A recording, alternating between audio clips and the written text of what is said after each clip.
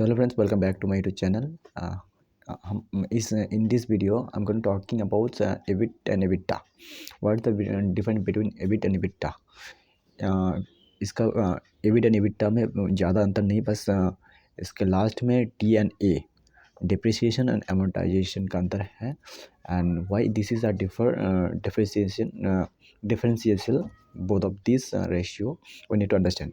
So first of all, in देसी भाषा में आपको समझाने की कोशिश करूँगा whatever I have learned from these ratios. And EBITDA it means earning before. Now before you read mark before में एक दाढ़ी लाइन खींच दीजिए, उससे बाद जो भी बिलो जो भी रेशियो आएगा after before earning. If earning before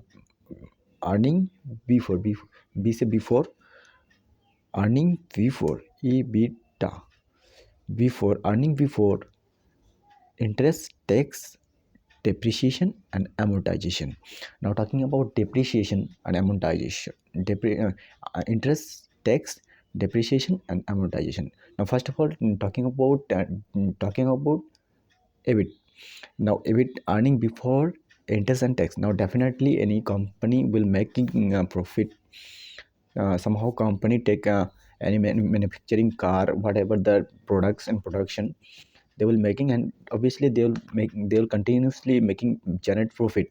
Now over the time they are doing business from taking from bank money, that have taken money from bank.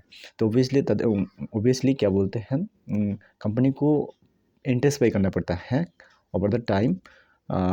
उनका जो एग्रीमेंट है उस हिसाब से पे करना पड़ता है कंपनी को, बैंक को जहाँ से पैसे उधार लिए उसको पे करना पड़ता है इंटरेस्ट. सो डेफिनेटली ये इंटरेस्ट का पार्ट रहा. अब बात करते हैं टैक्स.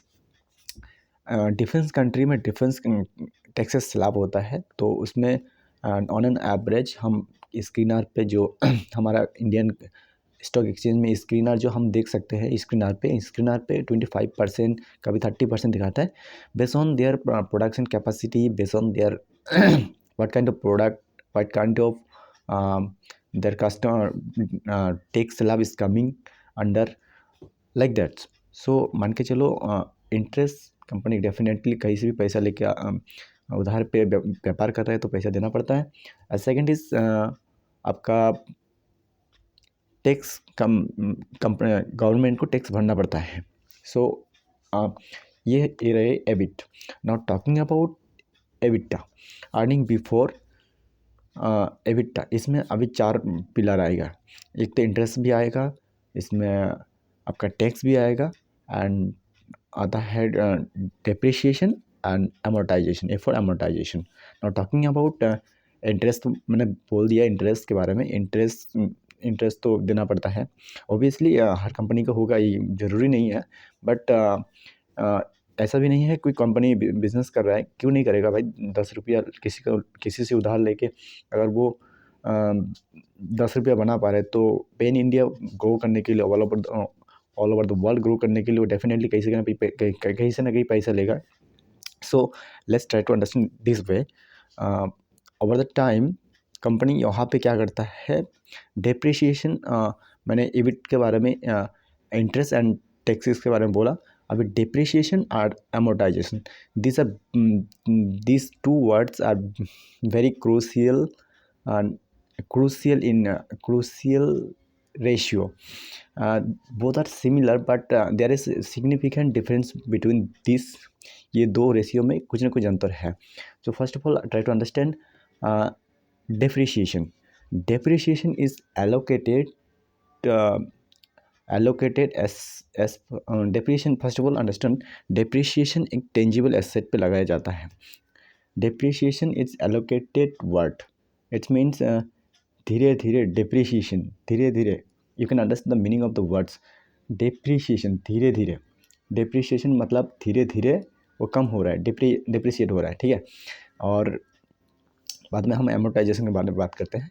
डेप्रिसिएशन धीरे धीरे. सो डेप्रिसिएशन को एलोकेट करता है, मान के चलो फॉर एग्जांपल डेप्रिसिएशन क्या है और एमोर्टाइजेशन क्या है. डेप्रिसिएशन है कि आप मान के चलो किसी कंपनी ने एक बड़ा बिल्डिंग खड़ा किया.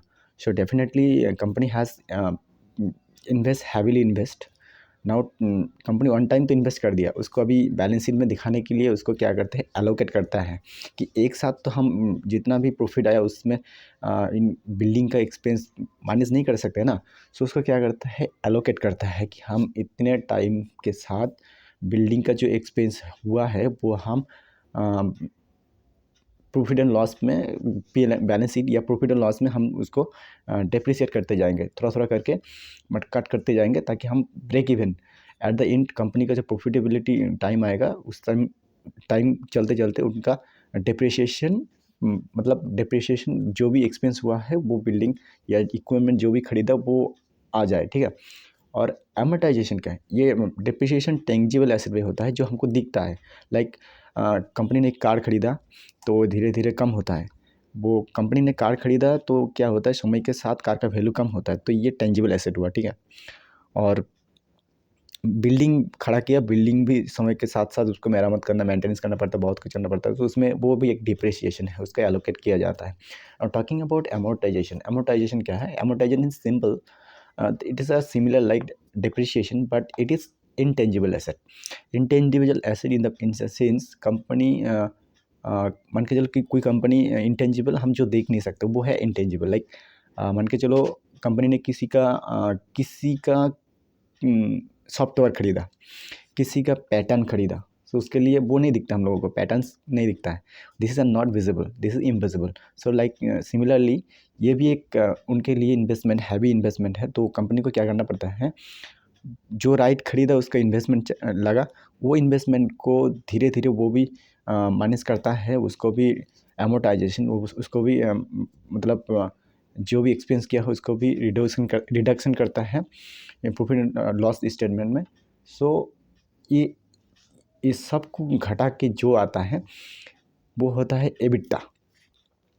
So I think you can understand what is EBIT and what is EBITDA. Basically, EBIT and EBITDA, EBIT earning before tax and interest and tax, and EBITDA earning before interest, tax, depreciation and amortization. Depreciation and amortization both between the difference. Depreciation is tangible asset, what we can see, जो हम देख सकते हैं, जैसे कि car, building, equipment, machinery. Intangible asset what we can not see, हम जो नहीं देख सकते, जैसे कि किसी का पैटर्न खरीदा कंपनी ने, कोई राइट खरीदा, कॉपीराइट, कोई मान के चलो किसी का सॉफ्टवेयर खरीदा जो हमको नहीं दिखता है। So both of this difference between EBIT and EBITDA, इसको कंपनी ने धीरे धीरे करके डिडक्ट करता है, ताकि company at the end company का प्रॉफिट ब्रेक इवन में आ सके, कंपनी प्रॉफिटेबिलिटी में चल सके। So I hope you got the point and I hope you can understand the between EBIT and EBITDA. Thank you so much, मिलते किसी अगले वीडियो में।